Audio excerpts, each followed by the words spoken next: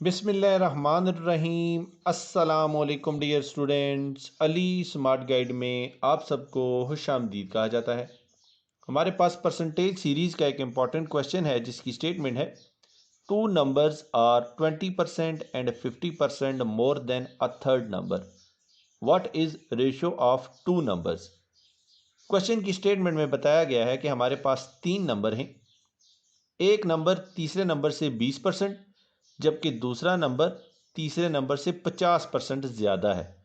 और क्वेश्चन की स्टेटमेंट में पहले दो नंबर्स की रेशियो कैलकुलेट करने का कहा गया है। अब हम इस क्वेश्चन को सॉल्व करते हैं। डियर स्टूडेंट्स, हम ये सपोज करते हैं कि जो थर्ड नंबर है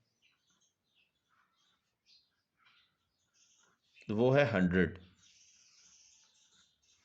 सो फर्स्ट नंबर जो होगा वो होगा 20% मोर देन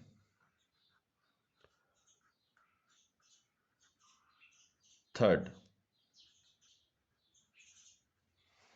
यानी कि तीसरे नंबर से 20% ज़्यादा। तो तीसरा नंबर है 100, प्लस करेंगे क्योंकि 20% मोर का है और 100 का 20% होता है 20। सो ये हो जाएगा 120। सो जो सेकंड नंबर होगा वो है 50% मोर देन थर्ड नंबर।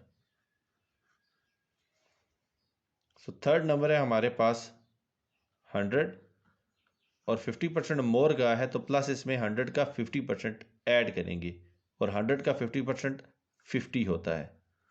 सो ये हो जाएगा 150।